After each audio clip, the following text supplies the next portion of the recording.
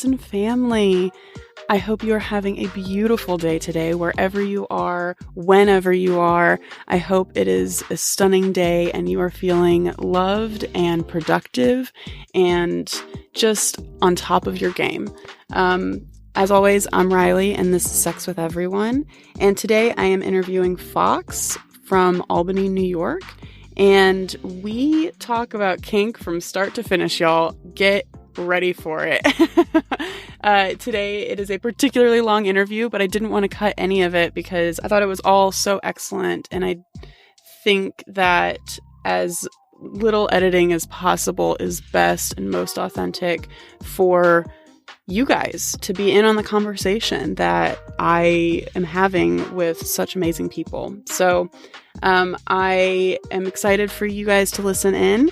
And I just want to quickly tell you that I do have a Patreon. If you guys want to support this podcast in any way, if you're enjoying it, then you can check out my Patreon. I have a bunch of different levels of access that you can get to me and my life and the people that I'm interviewing, and more information about pictures that I'm taking for every episode, and more discussion with other people about each episode.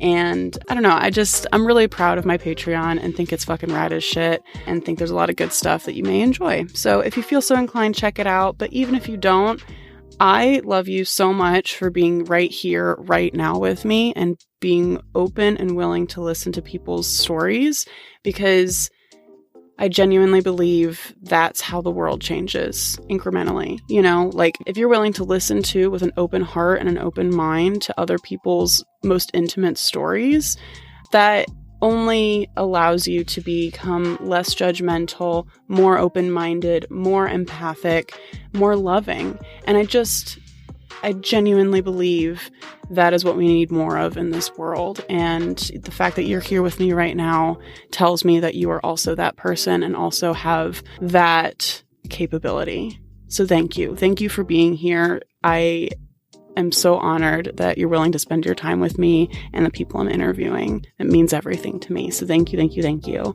So yeah, without further ado, let's get into it.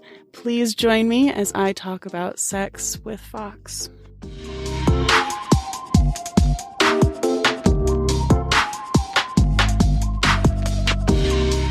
Hi, Fox. How you doing? Doing great. How are Good. you? I'm so good. I'm so glad we're sitting down and doing this. I am actually excited. Yeah? Yeah. Why are you excited?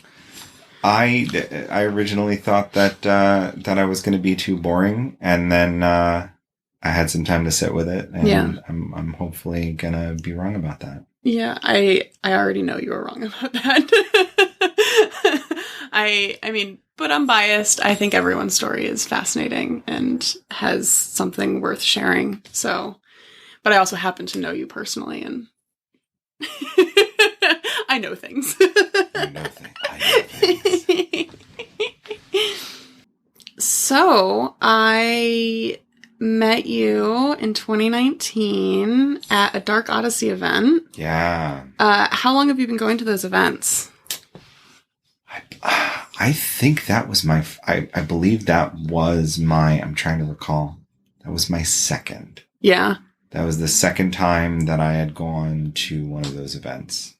And for those that don't know, that is, they do week-long kink camps, is basically the best way to talk about that. When I tell it to people that aren't judgmental, I say capital A adult summer camp. And that usually gets it across pretty well.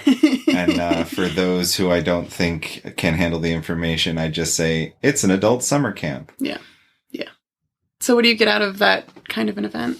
Oh, it was amazing. It was a space where I could just be free, and I had it easy. So the first time that I went, it was with someone that I trusted, a non-partner, who was in the local kink community, who was going from my area and was particularly aligned to help people kind of navigate and get their firsts which I understand is different than most people that wander into that space or get into that space. The first event is kind of them figuring out the lay of the land, whereas I had sort of a guide.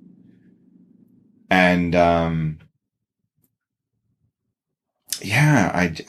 had someone with years of experience in friend groups that advised me how not to worry about things, how to tackle the fact that there were so many things going on and that you couldn't possibly get to them all, and that if you even tried, you would exhaust yourself and then not be able to have the camp experience that you want. And that is a very common sort of refrain from most people that attend is I got the camp that I needed, not the camp that I necessarily wanted.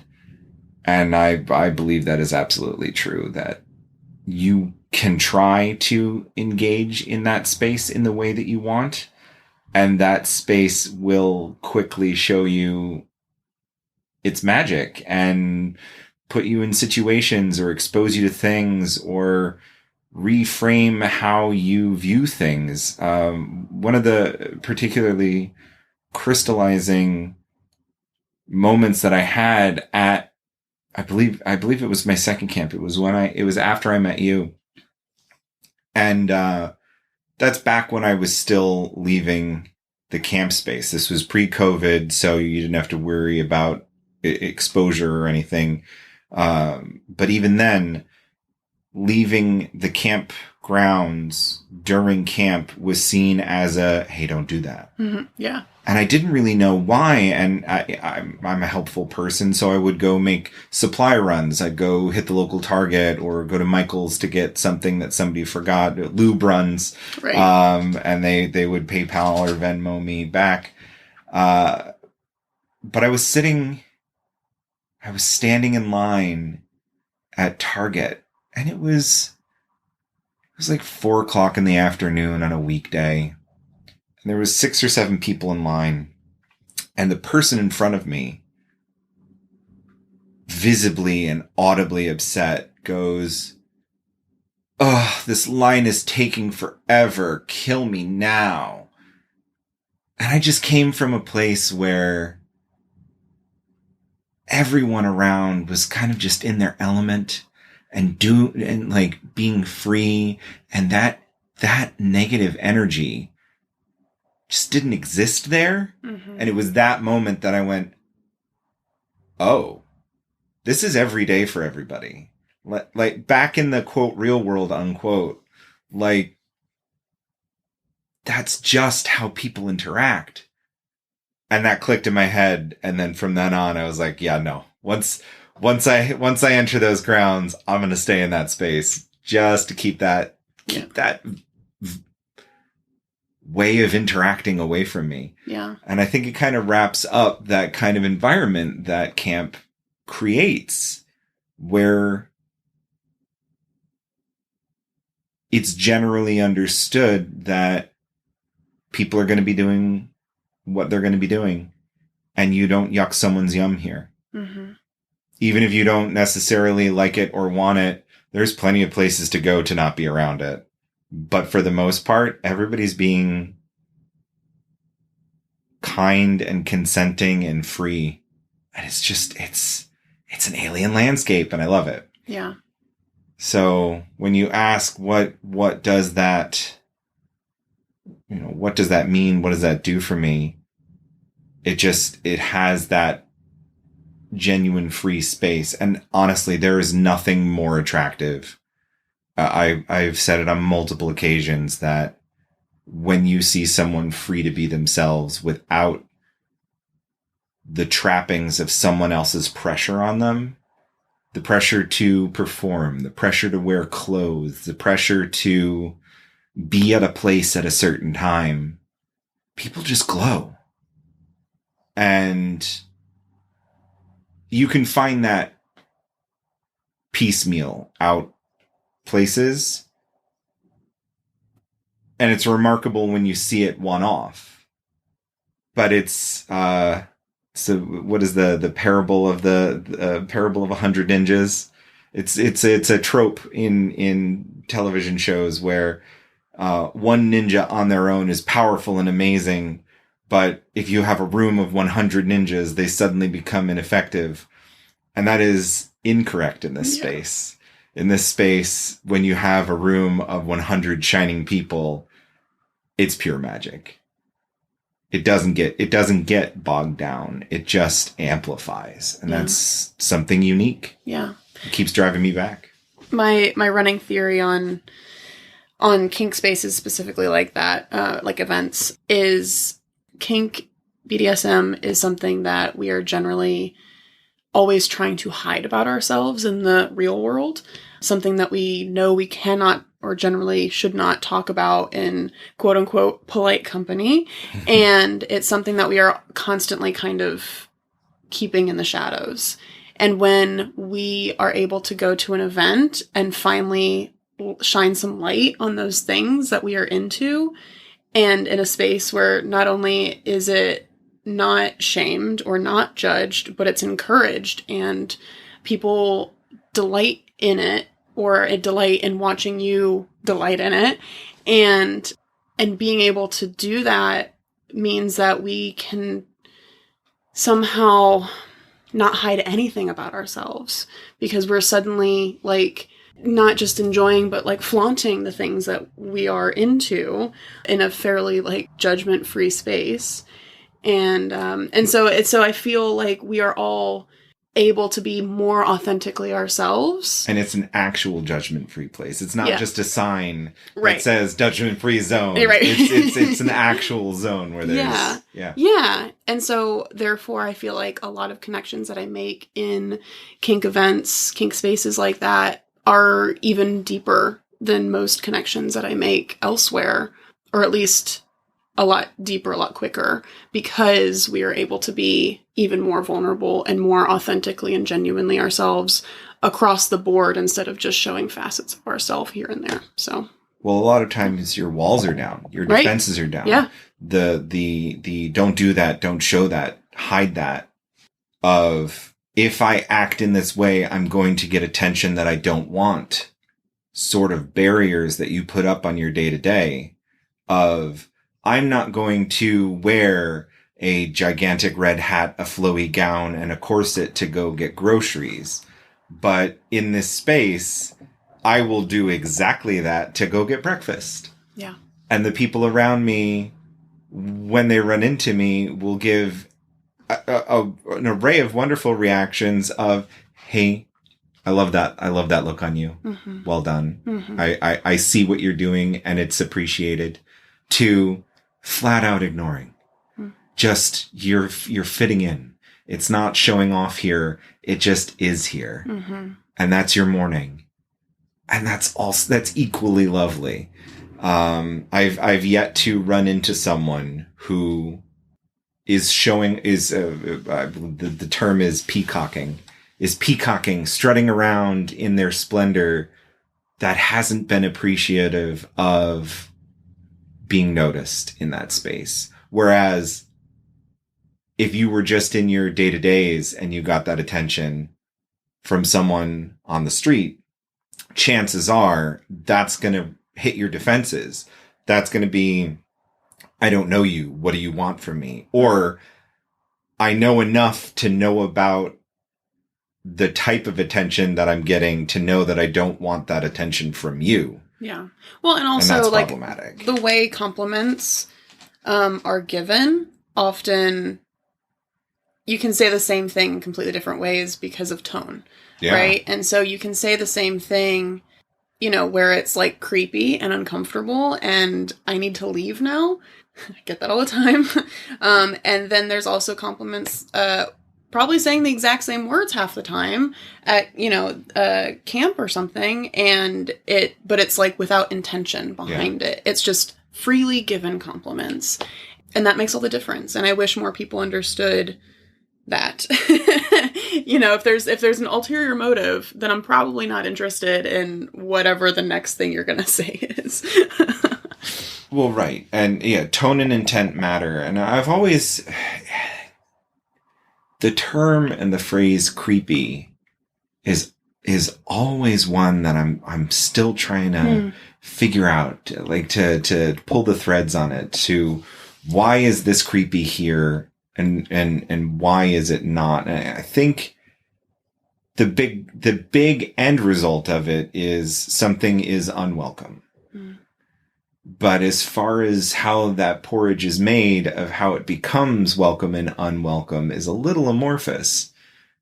It's more so, it's even more difficult in a plural space, right? Where everything is going on all at once and you have the common society around you. So you're in the common society's tropes. So someone shouting, "Hey, sugar, smile more."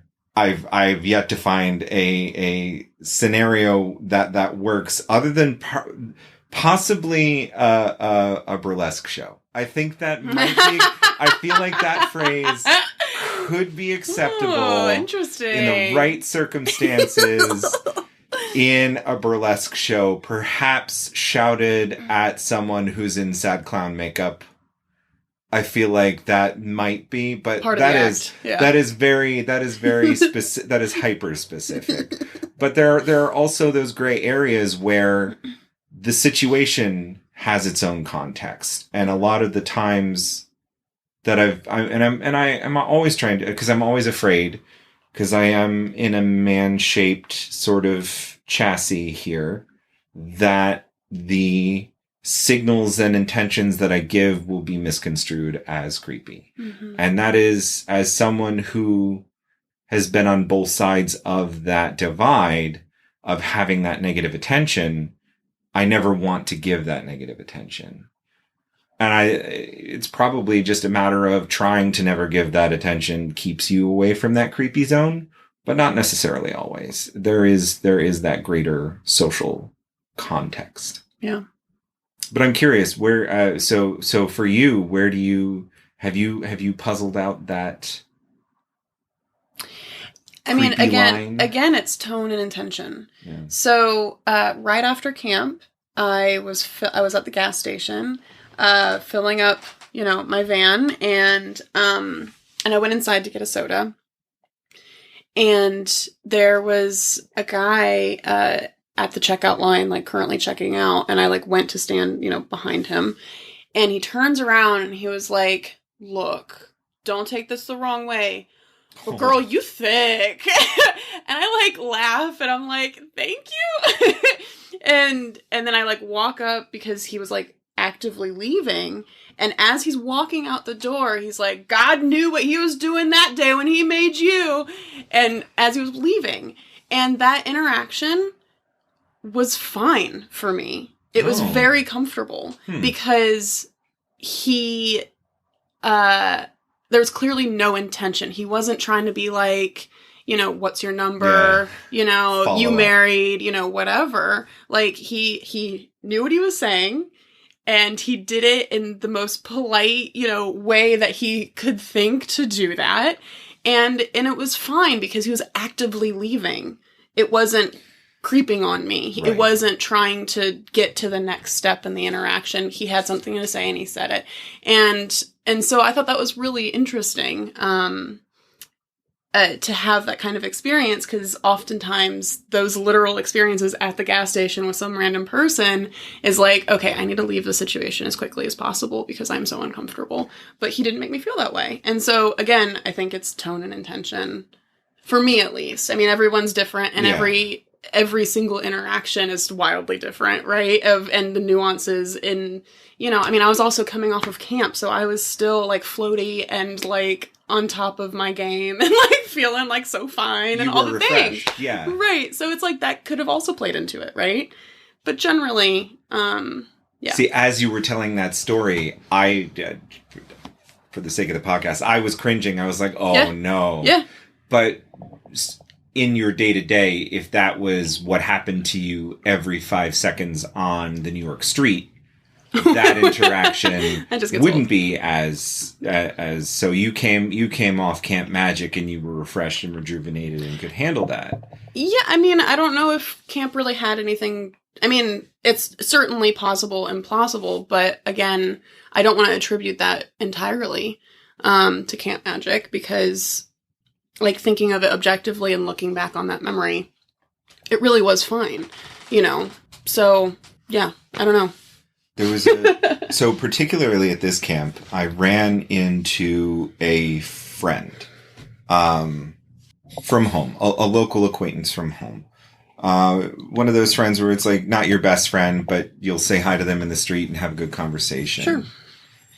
And they were having some trouble with that whole creepy aspect of they were saying my highs are really high, but my lows are really low. And I'm putting myself out there and it's not really working.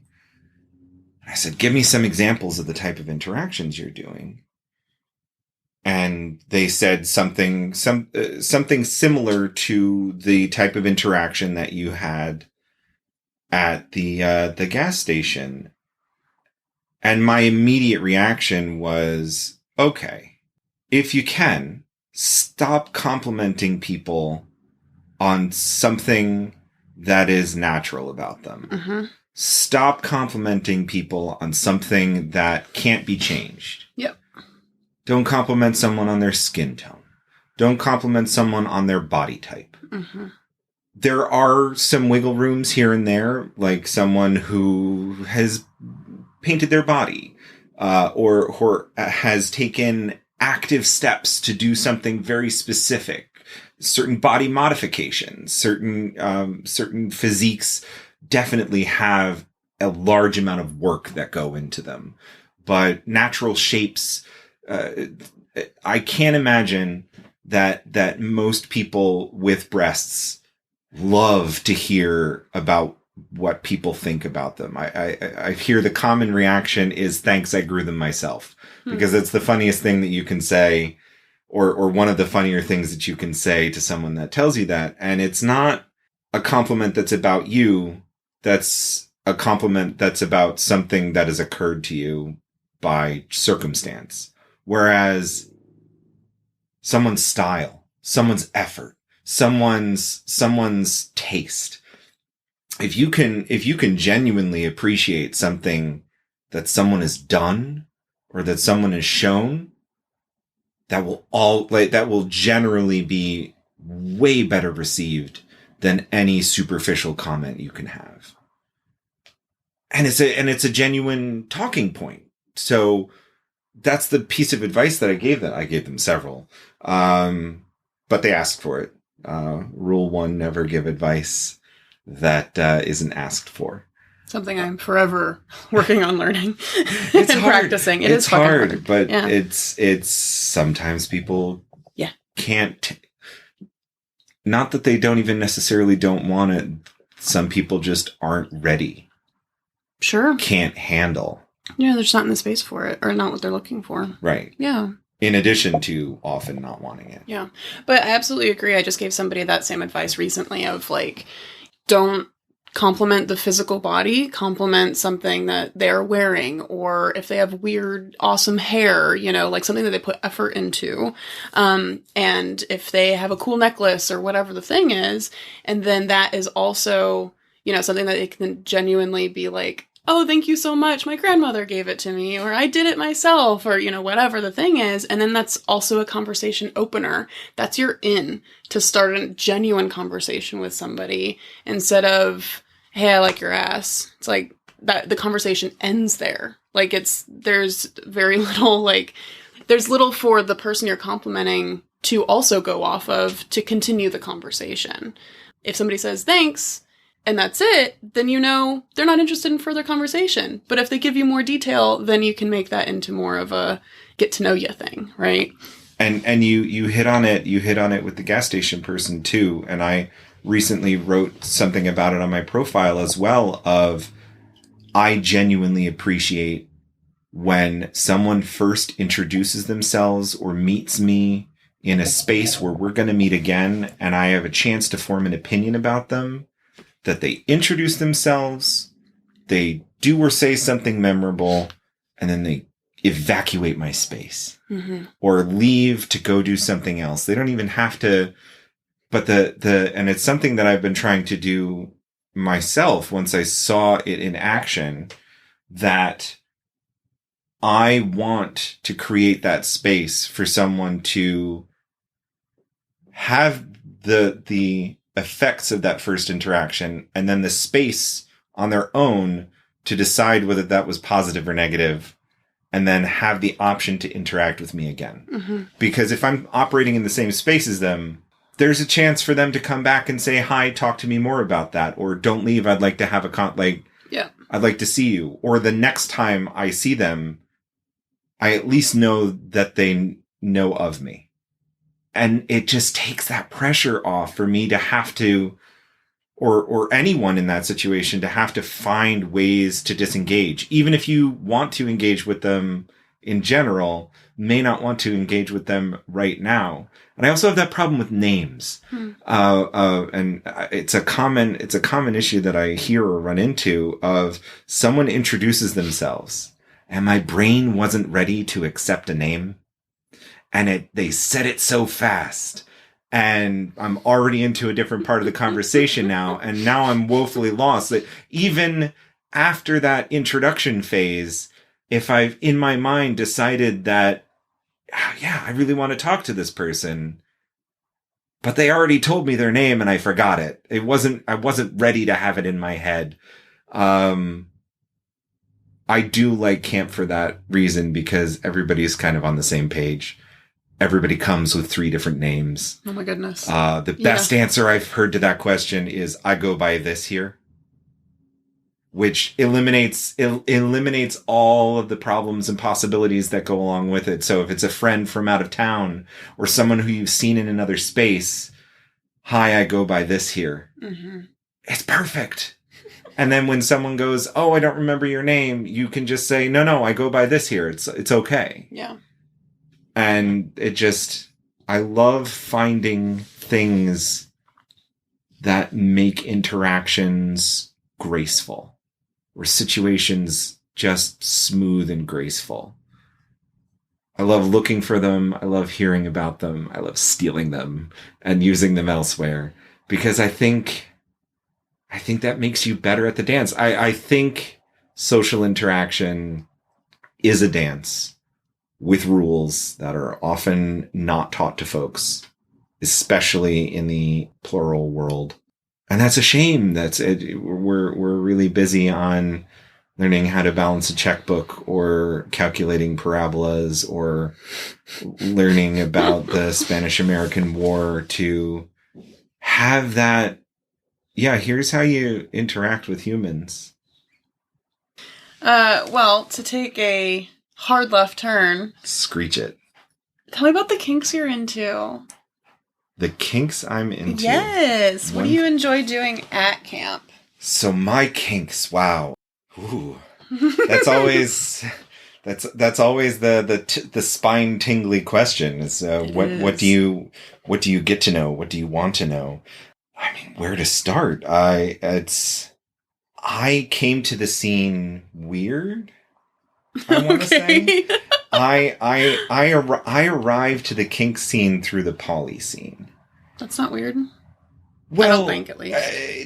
It is, because it was more of a so as I understand it, or as I think I understand it in my head, the normal way to do it is you have kinks and you run into other kinksters and you eventually get shepherded into the kink space where you can do your kink stuff. So ropists and spankos and spankies do that in the vanilla space until they run into enough of people like them or that have been hooked into the scene and go, oh, if you like that, you'll love going here, and then get looped in. Whereas post my marriage, I started exploring polyamory, because at the time I hadn't known that was a thing. And I kind of got exposed to it when I was trying to figure out how to date again, because I started dating the person who I married it was together in a relationship with 11 years. And yeah. Oh yeah. Wow. Yeah. We met in high school, and it was somebody who was kind and sweet, and there was never an active issue. There was no problem per se. And that's a little weird, and I can talk for days on that. But after that relationship, when we decided, hey, this isn't working, we grew apart. It happens. It's 10 years. We were kids. Like my brain literally wasn't fully developed until 25. And it just happens that I found myself in a relationship with someone who I developed feelings for, and I said, hey, you have a partner and I've developed feelings. So I'm going to need to figure out how to operate in this space. And they said, whoa. I'm actually thinking, we're thinking about going poly, read this book and let's discuss. And from there, I found the polyamory meetup group, where a lot of the folks there went, hey, have you heard about this wonderful thing called FetLife? And there's all sorts of kinky people doing kinky stuff. And to me at that time, it was new and exotic and interesting and just abnormal in all the right ways. And I mean, as I understand it now, I had my kinks, but those were really just private things that I liked that I would never tell anyone about. Mm-hmm. And I came from a space where I didn't really date a bunch. It was, I settled down with my fourth girlfriend at the time, and we took each other's virginity, and it was lovely. And everything I learned on the internet through porn. And there's things still that aren't there. There's more to life, Horatio, than is dreamt of in your porn. Mm-hmm. And it's fascinating that once I got into kink meetups and kink groups and the kink scene, that I got to see and explore a lot of things. But I came into the kink space and I went, I love everything about this, but I don't feel like I belong yet. I don't. So when you're a man-shaped entity in that space, there's a general, and there's old guard general assumptions that are still in the scene.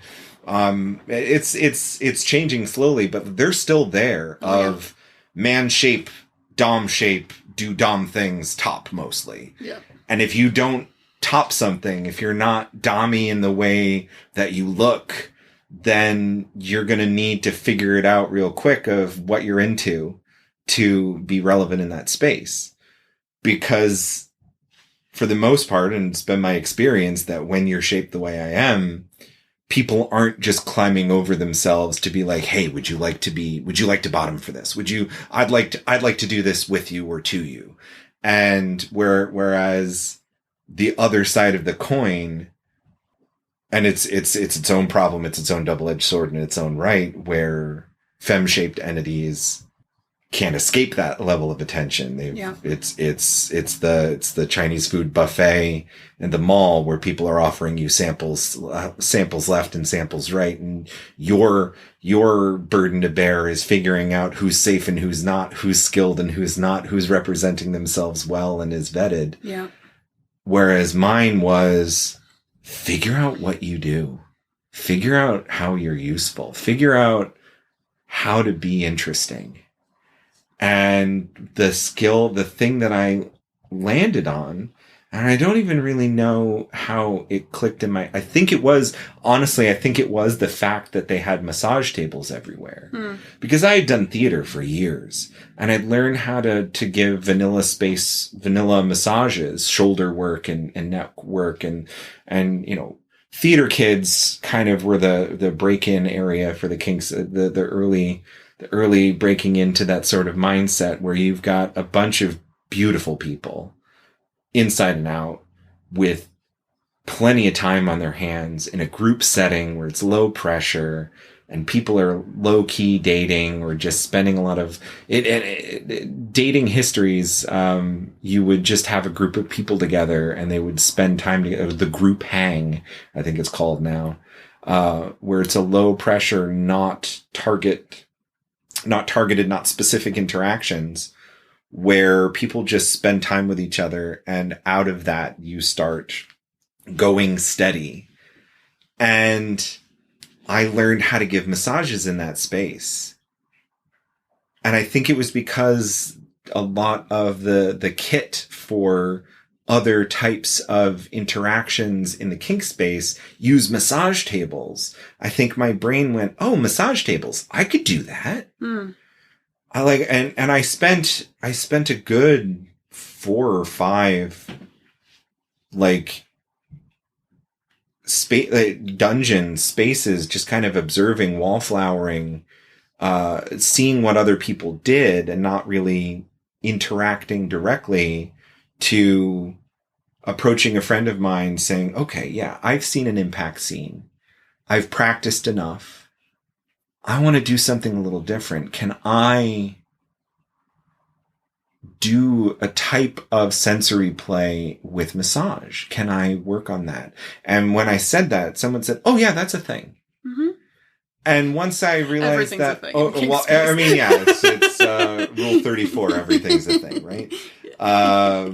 But it was well known, but it was more, nobody was really doing it as their thing. Right. And I went, okay, I think this is going to be my thing, because I'm comfortable enough knowing that I'm good at it. Right. I'm comfortable enough with people's space and energy. And then I just continued practicing to a point where that's the thing that I did. I shifted into a space where I could service top through the scene and explore and use other people's fantasies to give me exposure.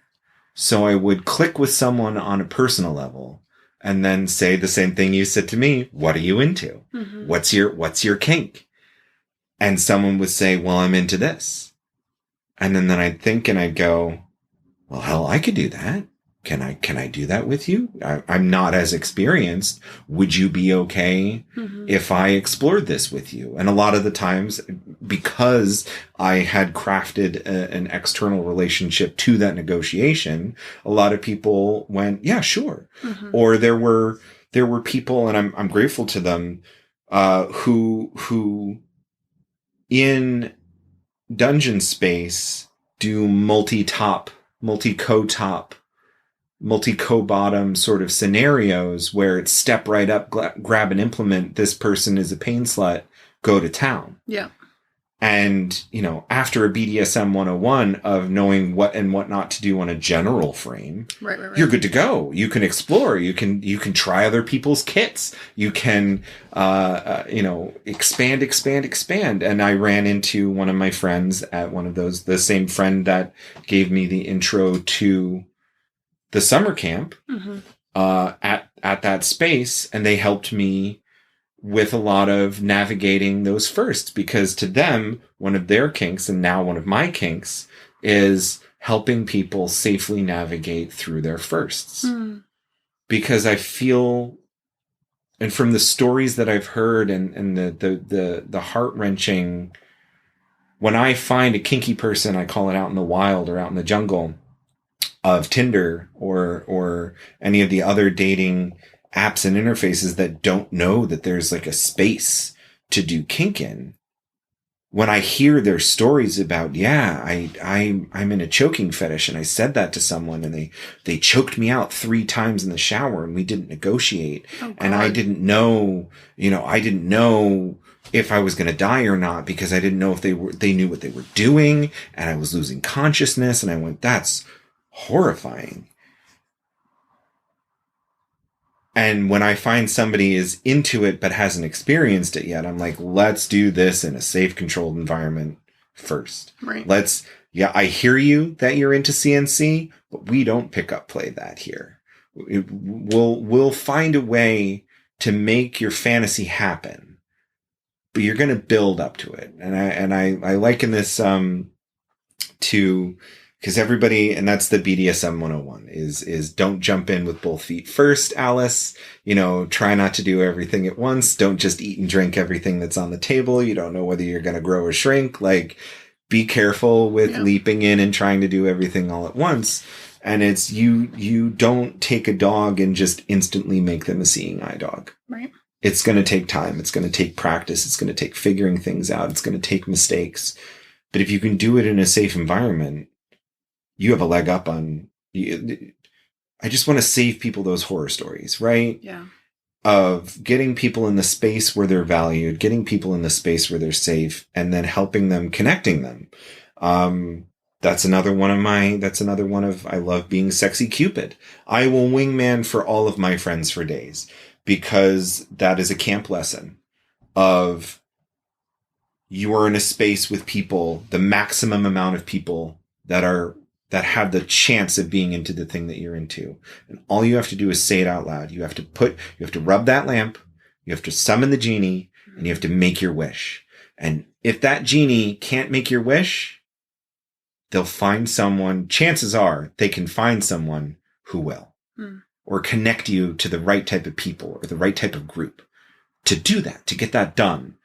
And I love that concept. I love I love thinking of things in terms where, if everybody did the thing I do, how awesome would that be? And if everybody connected everybody intelligently to the best of their ability to someone who they know would be a good fit, how awesome would that be? So that's another one of my kinks of yeah, I'm into that sort of thing. So I service top, so I learned from there. I do a bit of rope. I love my sensation play. I kind of branched out from that massage work. Can you tell me more about the massage work, how it's different than a regular massage? It is different than a regular. I mean, I know, but yeah, our audience doesn't know. So please go into that. And I wrote it down. So it's a big common question. So I say,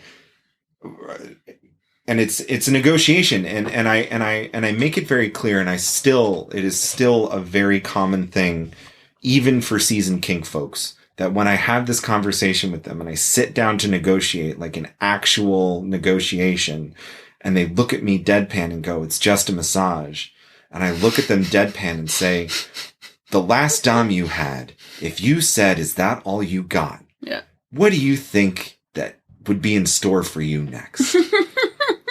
And they look at me back and they just still don't get it. And so for me, I call it a sadistic sensual massage. And I negotiate it to the tastes and styles of my bottom. I go to have a general connection with my bottom. So a lot of people see me working on someone and go, "Oh, can I get one of those?" As if it was a massage parlor, sort of divorced from any connection or sexuality sort of thing. And I have to again explain to them what it is that I do. So it is a negotiated scene set to their tastes. And immediately off the bat, I tell them, I first get an understanding of how many massages they've had, because a lot of people don't have regular massages or have even had what they would consider good massages. And I feel like it's important for me to preface here, I am not licensed. I am a hobbyist of 15 plus years. I've traded with licensed massage therapists. I have practiced what I've done. It's not that I'm unlearned. It's that I'm uncredited. I want to be sure to be safe and not hurt anyone in the way outside of the ways that I know I want to deliver certain sensations, but no lasting damage. I want to make sure that I'm not going to have long lasting negative effects on someone. And I'm very clear with that in the negotiations as well. But what I do is right off the bat, pecs and glutes. Because a lot of times you can't get that work done in a professional setting, because people don't want to lose their licenses. If there's a gray area, they want to divorce themselves professionally. And I get it. I understand why. You want to remove that sexual component from it. You want to remove that sadistic component from it. In my space, those are in because I know that they're neglected. I know that they're filled with sensation, and I know that they're connected to them in a way that you can reach somebody. So what I tell people is I'm aiming for yellow. And I generally work on and work with folks who understand that and respect that. I need someone to have a conversation with me about what they're feeling and what their limits are, because I want to torture them in a very sweet and caring way. Because as soon as I relieve the pressure, it feels better. Mm-hmm. And I liken it to the third style of pain. So you have your sting, you have your thud, and you have your compression. And I work in compression. And you can connect with someone. And I'm told, and I still need to delve into it further, I'm told I do natural energy work. I'm not trained in that whatsoever. I haven't learned about that whatsoever. But what I do is I touch someone. I visualize what I'm touching in my head. I am keyed into my partner's reactions and actions and their body's reactions and actions, because I find that a lot of times those are separate. Unlike a professional massage, I am encouraging sounds. I want to hear your moans. I want to hear your groans. I don't want you to make them special, but I don't want you to stifle them, which is a lot of times what you would do. So if somebody touched you somewhere and it turned you on, don't make a sound. Don't make a sound. Don't do that. Right. Don't show my erection. Don't show that I'm aroused. Yeah. Don't want to make the masseur uncomfortable. Right. Making me uncomfortable is someone who's dead fish silent. Or when I'm in there really pushing on them and I'm starting to think, well, I've got 250 pounds of force pinpointed on my elbow, pinpointed on your back. If I go any further, I might crack a rib, and you're not yellowing. I need to be able to trust you, and not really feeling that. Yeah. And that is the level that I'm talking about when I'm talking about a sadistic massage. I am finding those muscles that need attention, that are stressed, that are tensed, and I'm working on them in such a way where this is going to really hurt. Mm-hmm. This is gonna suck. And I'm gonna be in that space like a top that's beating you of, oh darn, doesn't that suck for you? And that's the level of playful interaction that I'm looking for, that I like. That's fun for me. That's the sadist. That's the sadism that you can get. And when you open up to that space, all manner of fun things come out. And so I love to play, and I love to play with an audience. I love to make someone who's on my table make a sound in reaction to something that's going on outside of the scene, to kind of bring it in to a little bit of a show that's going on there. And because it is a scene, it is for show, it is for play. But at the end of it, I want my bottom to feel looser, better, less stressed, more free, to a degree somewhat broken in. Oftentimes, we get folks into subspace. We get folks into, those endorphin highs. And I can't describe it, but a lot of times, and I ask now, it's part of my negotiation set of, do you identify yourself as a witch? Because it's something that I've run into where, and it's anecdotal data, where it's anecdotal, it's not study, but for the most part, individuals that identify themselves as witch, and that's any variation thereof. It doesn't have to be Wicca. It could be, if you apply that moniker to yourself, more often than not, I find that they're wired in a fantastic, weird, and interesting way, where I could be pressing somewhere that is not a secondary or tertiary erogenous zone and be actively triggering erogenous zones. I've had multiple people where I've had an elbow in their trapezius, in their shoulder blade, who have just flat out come on my table. Didn't even know they could do it, but were surprised Yeah. Because to them, as a masochist, that level of sustained pain with no way to get out, no way, outside of yellowing, which I am looking for, but they're loving it. That level of sensation just got them there. Mm-hmm. And I find that infinitely fascinating. There's also the wonderful, interesting sort of interaction where I could be working on a witch and they'll say, "Oh, I need touch here." And it's moving. The need for touch on me is moving in a very specific way. And now it's a game of cat and mouse on them of what needs to be pushed. Like you're now Simon and it bop it, twist it, pull it, like jab it, rake it, scratch it. And just like that level of specific touch need, oddly enough, for people who, and it's, I've yet to find enough cases where I'm going to go back on that theory, is that folks who identify as witches are wired in a very interesting way that is indescribable but palpable. So that's what I talk about when I'm talking about massage. I'm talking about the getting to know you is usually 60 to 90 minutes, full body massage on a massage table. I'm aiming for yellow. I'm aiming for sustained torture. I'm aiming for fun. One of my favorite sensations to chase is ha ha ha ha ow. I've said something funny or done something funny. I've gotten them out of their head and and off the table enough that they can think to laugh. And then I ratchet up the tension to remind them, no, you're here and we're torturing you. If you can laugh, you can take more pain. And I love that type of interaction. Yeah.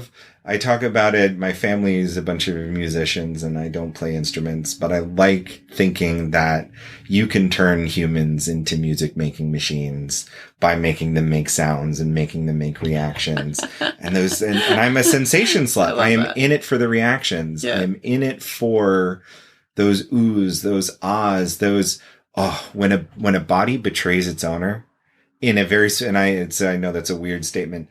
When I'm working on someone and their muscle twinges before they can make a sound, or I can feel that they're trying not to have their body react in a way, but pressing on it, in working on it, putting pressure in this one location makes their body react faster than their mouth and brain can. I love it. It's your body and I have an agreement, and right now your brain is along for the ride. And I love it when I can get people consensually into that space. Yeah. And I have a lot of satisfied bottoms that way, where unless you felt it, unless you've had one of these experiences, you don't necessarily know what you're in for. Because a lot of times when you say massage, you have this understanding, this assessment. There was someone who loved heavy impact. And since I've modified my negotiation set to be, please, and you will negotiate your aftercare, and that's fine. But additionally, because I want to be prepared for the secondary coverage of this, what is your aftercare for a heavy impact scene? Because when I do my negotiation and they say, I don't need aftercare for a massage. The time that I had a heavy impact bottom who exactly said that to me, their paraspinals needed attention. They were moaning and groaning and screaming with pleasure. And for an hour, I didn't leave their back. I didn't do a full body massage. I just gave them a back massage. And at the end of it, they were shivering. They were wobbly on their legs. They were confused. And they were with me the whole time. I check in, I'm talking to them. They're coherent. We didn't even need to go the nonverbal route, although I have those nonverbal cues just in case somebody goes into subspace and is still with me, but not completely with me. But enjoying it nonetheless. Thumbs up, thumbs down, double pat for a release, or jazz hands or snappy fingers to make sure that I know when they're yellowing. Mm-hmm. Although generally 20, 30 minutes into a massage, I already know their tells. This person said they didn't need aftercare, needed blankets, and needed assistance walking back. And I didn't touch their legs. They were just subspace jello-y mess from just their back. And that's been a common refrain of people just underestimating. It's like there's a video of an athlete who, gets hit by 300-pound trucks of flesh every day that went, yeah, I'll take this full body wax. And I'm like, oh, honey, that's sting, not thud. You're going to have a bad day. And they were recording it. And yeah, we knew it. When that first rip of the hair off of them, they were bawling like a baby. And it's just like, it's a different type of pain. It's a different sensation. Unless you know what it is you're aiming for, unless you know what it is you're going into, it's wild. Yeah. And I love playing in public for that very reason, because people get to watch and hear. And then when and if I approach them because I watch them in interest and I want to play with them, or they approach me and we have a discussion, and they do eventually get on my table, it's, I saw this, I heard this, I thought I knew what I was getting into. I love it, but I was not prepared. Yeah. And I just, that level of interaction, I love. I'm happy to share. I'm happy to do it. We ran a lecture for the local next generation group, the under 35ers. I teamed up with a licensed massage therapist, a physical therapist actually, to cover me for anything that needed to be covered outside of what I knew. And they were good. They were good with the physical and the medical, and I was good with the lesson. And we just tag teamed it, and I loved it. I'd happily share. I would happily give. I would be great if more people did this type of play. It's also incredibly intimate. Oh yeah. Yeah. I mean, you're hands-on, skin on skin, all over somebody's body for an hour or many. Yeah. I think my record's 5. Oh, Jesus. Yeah. And that's very intimate, and something that I very much appreciate about your massages is just that very specific kind of connection is just totally different than a lot of other kinds of play, in my experience at least. My BDSM 101, when they were talking about rope play, they mentioned that it's good form and good etiquette to always be touching your bottom, so that because you're not just going to slap rope on them, because that's not as connective. Mm-hmm. Always find a way to be connected or touching them in one way or another. And so when I was crafting how I was setting up my scenes and how I was going to play, I made sure that that was a thing that I incorporated into what I was doing. And it sounds like it works. It sounds like, and yeah, I want, that is the type of connection that I'm going for. I want to get in people's heads. I consider myself an empath, and one of the greatest things for me is being able to connect with people on that really deep level, on that your body is betraying you level of your body and I have, you consented to this, but your body and I now have an understanding. It's lovely. I love it. For those that don't know, so green, yellow, red is a standard BDSM safe word thing that it's just an easy go-to. So green means, yes, this is amazing, keep going, go more. Yellow is, oh, we're pushing my limits with this, stay at this level or pull it back. And then red is, this needs to stop now. This is my safe word. We're finished. And to be clear, that red in a kink sort of scenario doesn't necessarily have to be negative. It could just be I am done. Yeah. And like that doesn't have to be negative. Absolutely. It's just like, okay, and we're good. Yeah. So yeah, that is the sadistic sensual massage and all things into it. Yes. That is, so a lot of folks don't get past, because my schedule is bombarded with people who want to try it, but I have over the years added in wax. I've added in impact play. Mm-hmm. I've made my own applewood clubs. I'm starting to gain skill in canes. I just got done with a whips class. I love providing sensation. Mm-hmm. And so the continued scene, or the scene again, is incorporating other. So a lot of folks don't get past the getting to know you, or just like the getting to know you. But I'm trying to expand out into more sensation play of wax with knives, or, we massage you, we wax you, we flog it off. Mm-hmm. That type of, or, a massage with a spanking, or, or the other flip side of when I have a partner, and, what I do is still what I do, and we connect sexually, best believe that if my hands are idle, they are not idle. Especially if I've done the getting to know you, it's one of those things where like, yeah, let's mix this in. Let's remix. Let's see how we can play with this space. And I love learning and growing like that. So mm-hmm. that's kind of how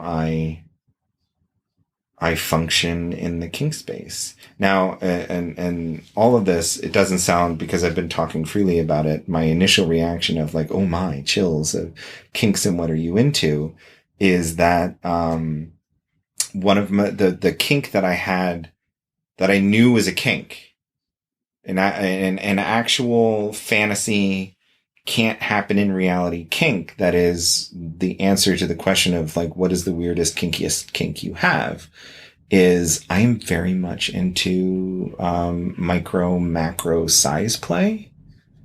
What does that mean? Yeah, so think of sexy Jack and the Beanstalk. Okay. Think of sexy Gulliver Travels. Yeah.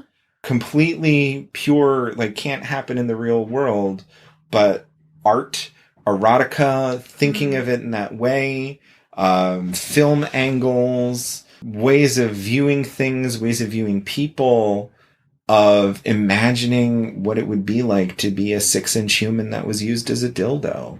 Like that type of... So with this, just to be clear, with this particular kink of yours, do you always envision yourself as the micro in that, or both? Both. Okay, cool. I love all of the only thing that so there are web pages, there are forums, there is a whole community about this. I usually hear about like the Amazon woman, you know, and that as like a very specific. So I haven't heard micro macro quite like this before, and that's fucking rad. Yeah, I love that. It goes. So there's several components that go into it. There's the giantess. Yep. And there's size metrics. There's and they steal it from Gulliver's Travels. So there's the Lilliputian. There's the human, mm-hmm. There's the Gulliveran, and I think there's like a Titan or something even farther above that. And you go anywhere from 1 millimeter to 2,000 feet. And just the interactions, the microscopic to the eating planets of size ranges of like, what if you were interacting with someone at that scale? What if you had 300-inch tall people roping down someone that they found on the beach because they're gigantic? I mean, the popular anime Attack on Titan is one of the more mainstream examples of a size play variant, and they go heavy into the aspect of vor, of what happens if you have that size differential and they want to eat you. Mm-hmm.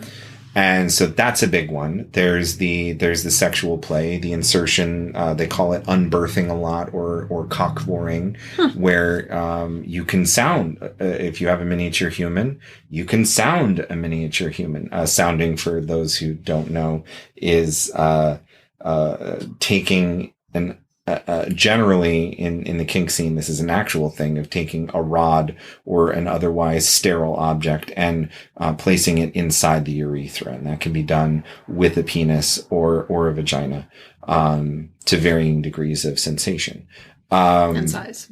Mm-hmm. And for those of you who are keen to try it, definitely go with someone who knows what they're doing, and definitely go with the larger rod to start. It's counterintuitive, but you want the larger object to be inserted, because once you bottom out, you don't want to puncture things. It's very important. It's a lesson that you may not learn until you learn it the hard way. But it squicks people out. They're like, oh no, not for me. But if you've ever seen someone do it and had them explain the level of sensation that they're getting, or explain in a I'm not squicked out by this. This is actually something I enjoy. For anyone who's had prostate stimulation, the individual that I watched doing it likened it to prostate stimulation, but down the length of their penis. Mm-hmm. And to me, that sounds like what penetration of a vagina would feel like to an owner of a vagina. So, yeah, that sounds like a fantastic experience. I'd like, let's do it. Let's get that lined up. And then you take that to the light fantastic, and you say, well, what if I had somebody that I liked or didn't like that was an equivalent size to go take that journey, and you shove them down there and have them wiggle around. Infinitely interesting. It just gets me going. So how have you explored this kink? So it's because it's pure fantasy, right? You're not going to actualize it in real life. But, I know recently I've been getting some jewelry.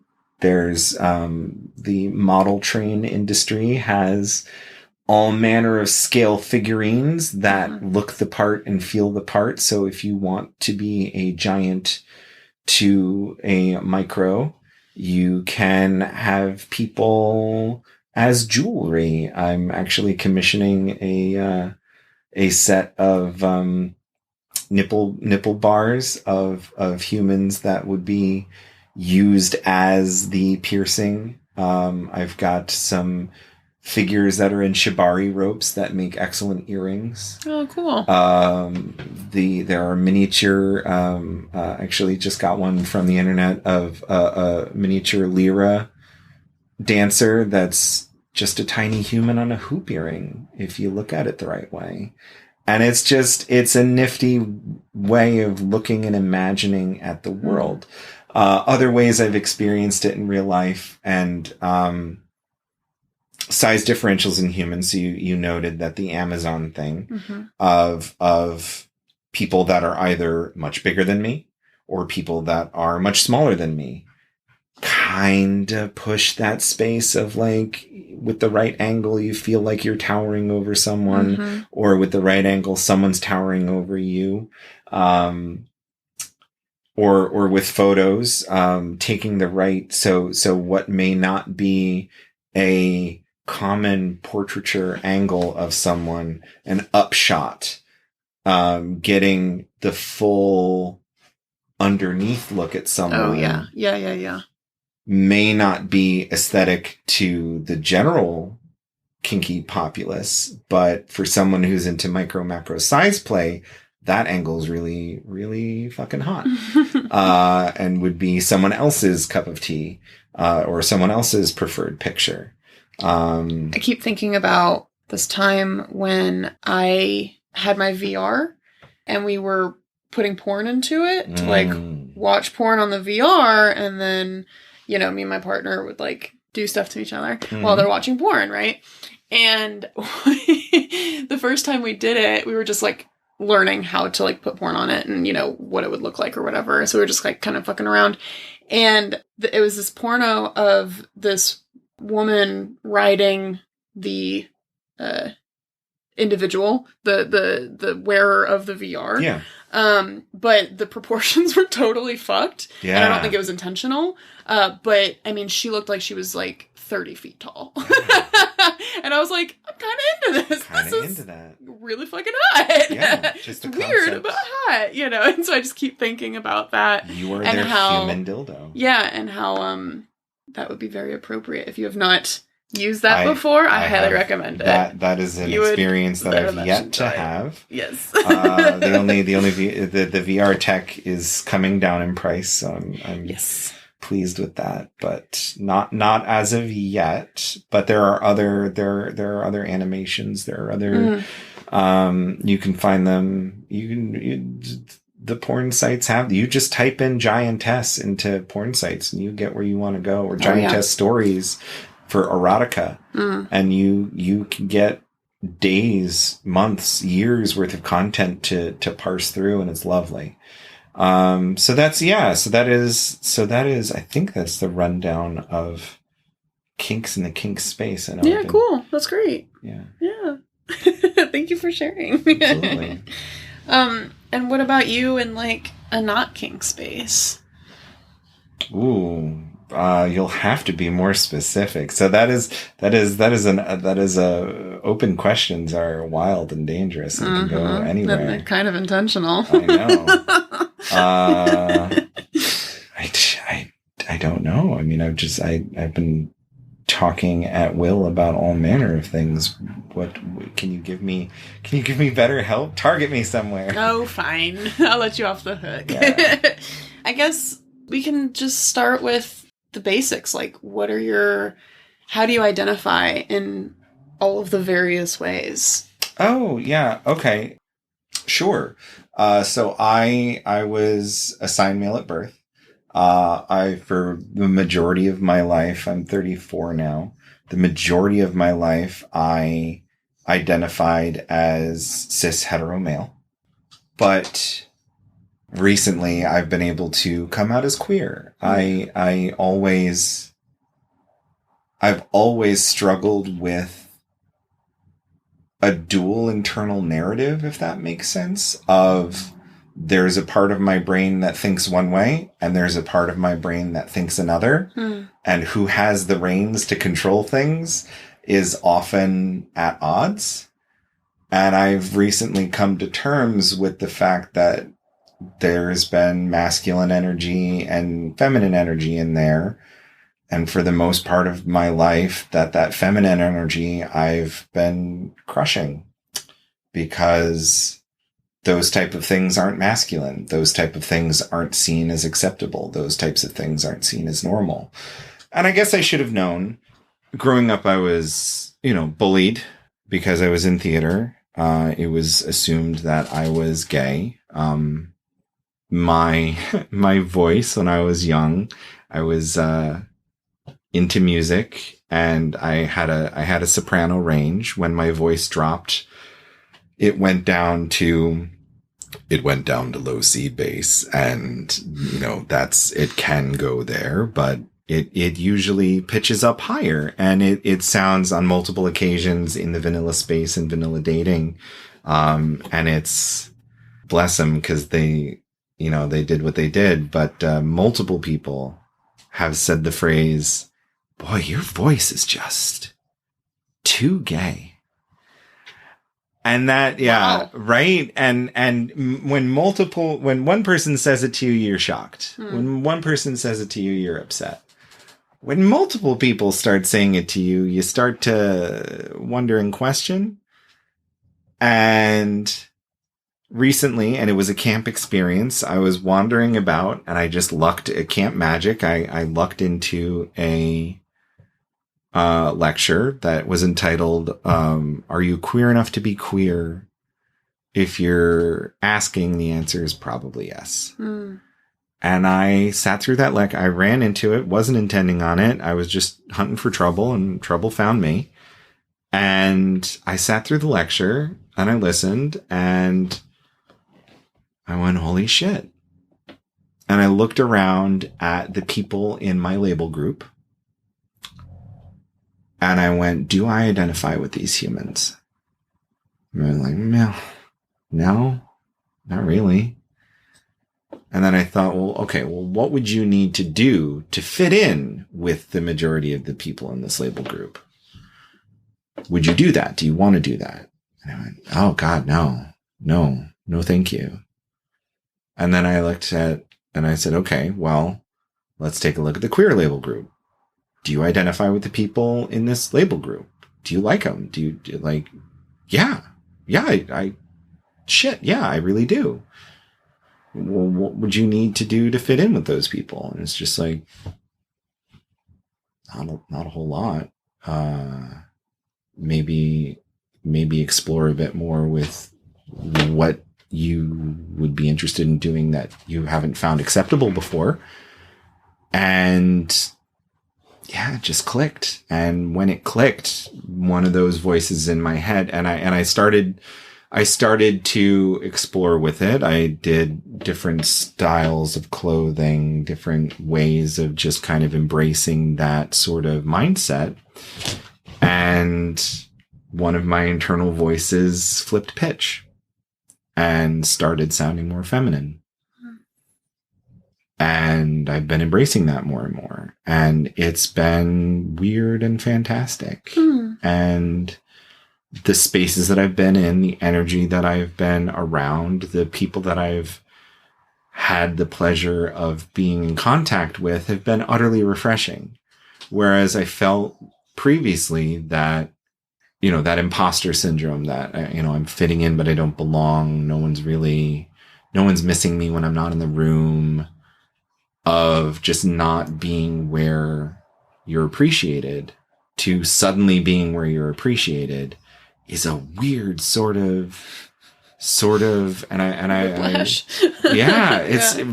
social whiplash. I used to have to spend time and energy to not be invisible. And now I have to spend time and energy to not be so noticeable. And that is a weird dynamic and a weird shift.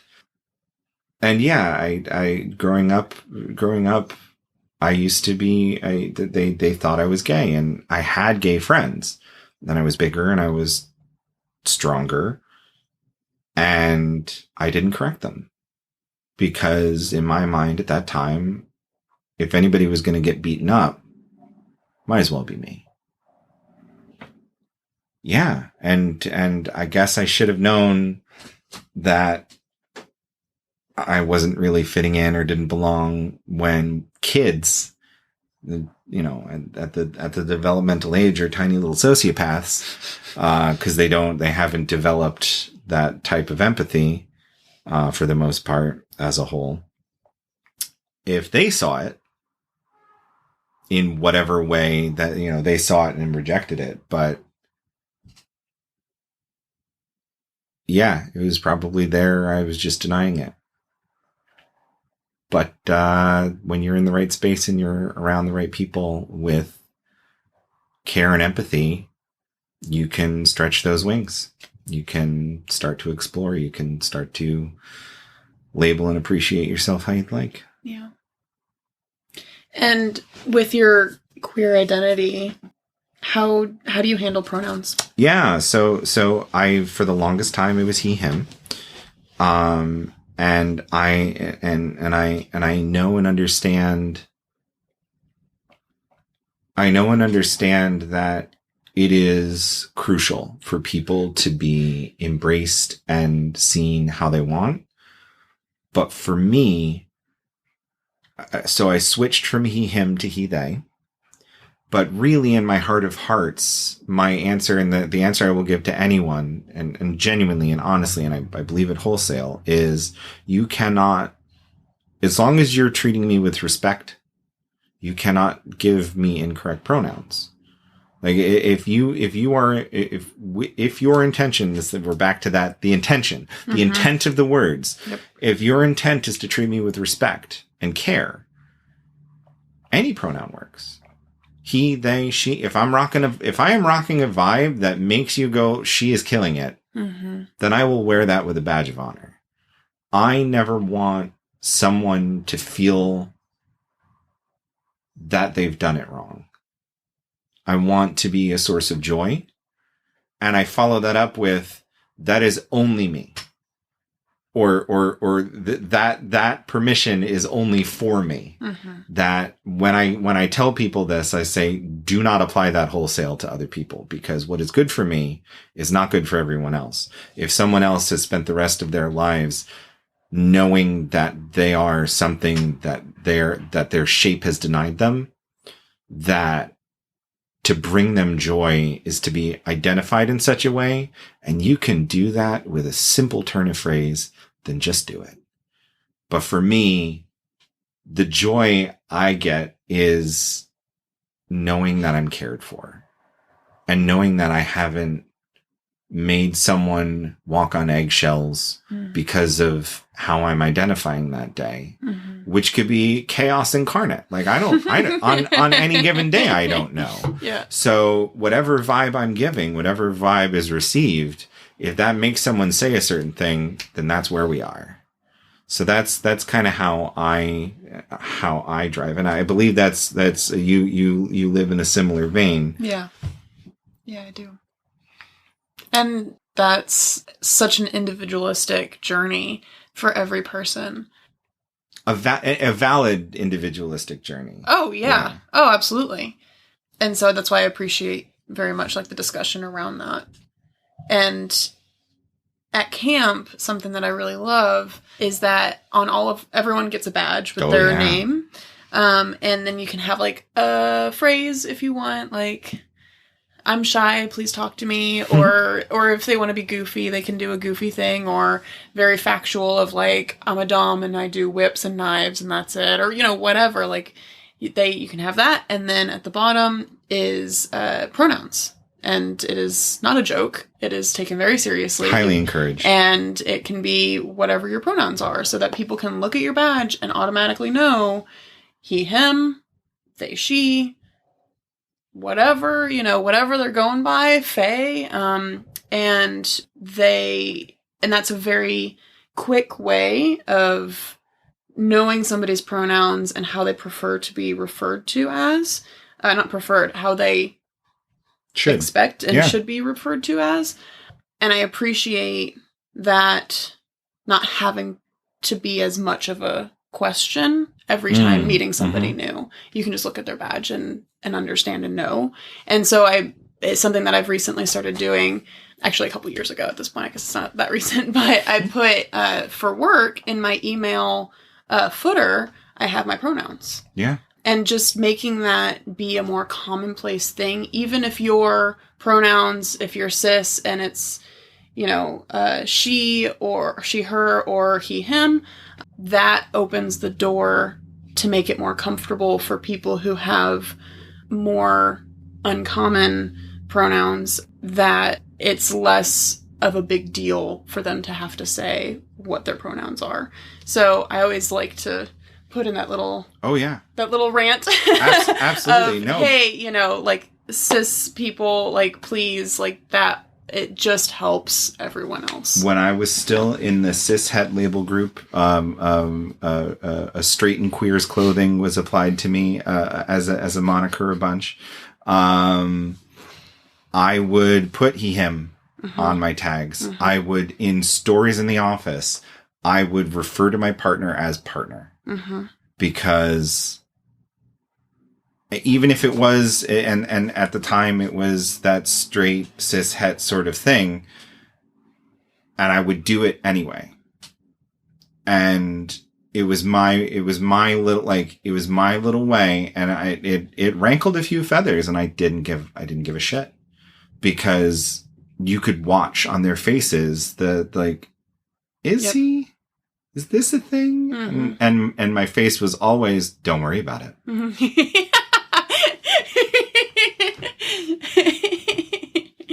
Yeah. Just don't worry about it. Yeah. And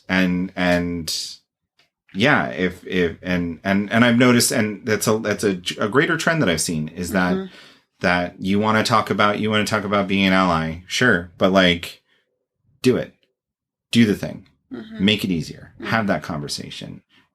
In wild space, don't assume someone's pronouns. If you meet someone and you're getting along with them and you're going to refer to them with pronouns, have that talk and then click to it.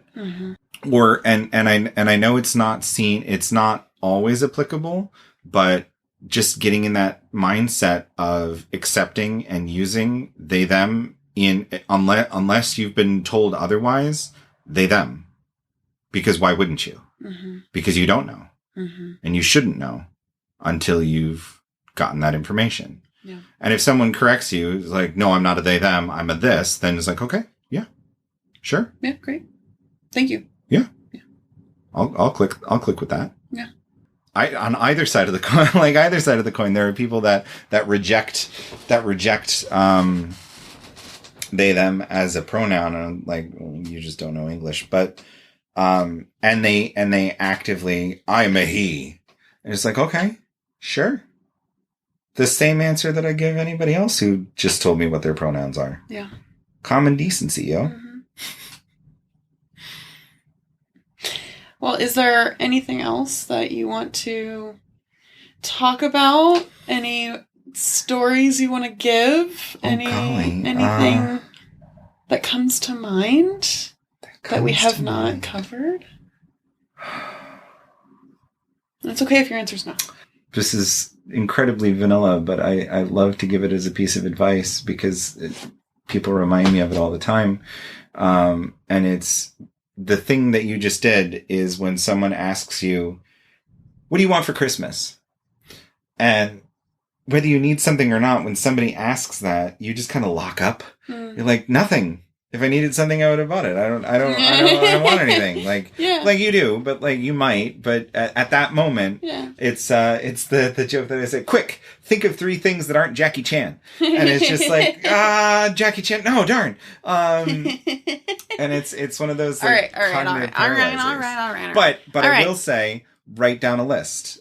So my answer is when someone, and this is a vanilla piece of advice, is just have your Amazon wish list or your Google wedding registry of you. Just write things down when they come to you, because when somebody asks you, what do you want? Send them to that. Because it'll save you headache and hassle. But yeah, no, I don't. It's one of the paralyzed by choice. Ask an artist, here's a blank canvas. Go. Okay, I have 2 different questions, and you can choose which one you want to answer. I love them. Okay. What is one of the wilder sex stories you have? Ooh. Okay. Or, what are you looking forward to exploring next? Or you're curious about? I am hunting for and aligning a fire mentor because I love the fire massage, the fire play, the fire cupping. I've got my little fire kit. I can hook you up with some people. Yeah, and that's it's really just finding the time and the effort, and or working on. Honestly, I'm at the point where I'm exploring how to bottom more. So that thing that I touched on earlier of when you're a man-shaped entity in a kink space, people make assumptions. And now that I'm starting to become known in my local groups and people are approaching me for things and I've got the ability to say yes, no, I'm prioritizing bottoming for myself more. So I want someone not to come at me with what they need, but someone to come at me with what experience they'll trade. So it's not just, what are you going to take from me? It's, what can we do together? What can we give for each other? And I think that's a big shift for me, is that I've been in a state where I give a whole bunch and it's trying to quiet that half of my brain that says, oh, you're being too greedy. And just saying, no, what is it that we can do for each other? What can I bottom for? What do you top with? Are you only a bottom seeking bottomy things? What do you do? What is your thing? Yeah. And I think that sometimes I get the reaction of, oh no, I'm not prepared to answer that, or like, I didn't really ever think of that. And I love that as a conversation topic. Well, why do you bottom only? What is it that you're topping for? What is it that you're giving? Mm-hmm. And what about fire? Like, what intrigues you about fire? Oh, it's just so delightful. It has that level of danger. So it fits right into my sweet therapy, right? It's got that level of danger. It's got that level of risk, but it also has just a nice sensation where, and I like it because it's the opposite of my sadistic massage, where my sadistic massage looks nice, but is mean. And the fire looks mean, but is nice. Yeah. And I really like that trade as a hot swap. Yeah. Like, forgive the pun, a hot swap. Yeah. Of just, and it just further adds on to my genie magic list of wish items of people look for it, people like it. Not a lot of people do it all the time. Yeah. It's lovely and magical, and I want it. I do genuinely appreciate collecting skills that are in demand. Mm-hmm. And I think, it's one of those things where I'm still trying to find out where I fit. And even though I have this wonderful niche that I kind of occupy right now, I'm never really content with just camping out in that slot. What else can I do? How else can I make it new? How else can I grow? How else can I develop?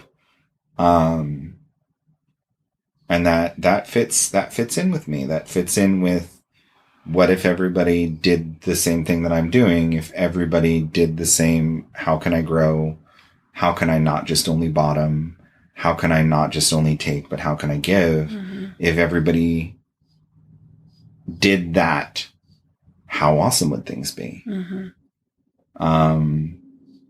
So yeah, I explore that. And in your other question of the most, how did you phrase it? What is the wildest sex story you have? The wildest. What's the first thing that comes to mind? I was young and dumb. I was in my 20s. And I was post-divorce, and I was hooking up with people on Tinder, and there was this one individual that I met with who was a professor at a college. I met them at their office, which happened to be a shared office, and got up to some mischief later and in the midst of fooling around, the janitor came very close to nearby that the person I was playing with needed to put on their overcoat to go to the door to say, here's the trash can, I'm in the middle of something, and come back. I think that was the wildest, like, oh man, gonna get caught. Seriously, in a place where we shouldn't get caught. Yeah. in a way where the stakes of this are pretty. And so to be clear, I was definitely not a student at the time. Right. We were well safe consenting adults in that frame. But it just so happened to be that the person that they shared an office with, was a priest. Nice. It was an added yeah, just a layer, just because their side gig, they were also a professor, but they just also happened to be a priest, and it was so not only if y'all got caught, they would have gotten fired, but you would have also gone to hell. officially damned. I would have, yes, I would have been sent to their version of their hell. Yeah. Oh man. But yeah, that's awesome. That is the wildest sexual encounter. I mean, it depends on what your definition of wild is. I mean, like, depends on what your definition of wild is. In this space, like, you can be, in this space, the thing I do is, massage is considered tame. So, people are getting strung up with meat hooks and, having sex in funeral closets or whatever, just like all like people finding a closet at a funeral and going to town. All manner of fun shenanigans, but not if it's your day to day, it's not considered wild, right? That's up to the individual. Yeah. So that is what I got. Well, awesome. Well, thank you so much, Fox. You're welcome. As always, you're a thorough delight. Aww, so I really appreciate you sharing so much of yourself with us. You're very welcome.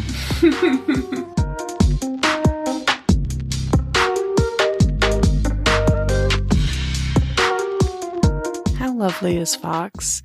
They make my heart so happy every time I talk to them. I literally just talked to them last night, and we had the best conversation, and it just brought a smile to my face the entire time. I really enjoyed our conversation. I thought it was so interesting when they started talking about micro-macro kink. That is something that I've never been very familiar with, and I find it especially fascinating because there's, like they were saying, there's really no way to go about experiencing micro-macro kink in the physical world. It's very much a mental fantasy for the most part. And I find that especially fascinating because that, to me, is like the epitome of what kink is. Kink is all about expanding ourselves and learning the limitations and diversity of what we are physically and mentally capable of, and just playing in that space of what it is to be human. And to me, micro-macro kink is so much that, because it is purely mental. And that only goes to show just how powerful our minds are. And I don't know, I found it fascinating. And I really appreciated Fox going into detail about what they get out of that kink and how they go about exploring it for themselves, because it's clearly not something discussed very much. So thank you so much, Fox, for being your beautiful self. In 2 weeks, I will be talking with Fluria, and they are asexual and a sex worker. So we have a fascinating conversation about her and her life and how she goes about being a hypersexualized person for her job when she isn't in reality. So I hope you join me in 2 weeks for that wonderful conversation. And in the meantime, stay awesome, friends.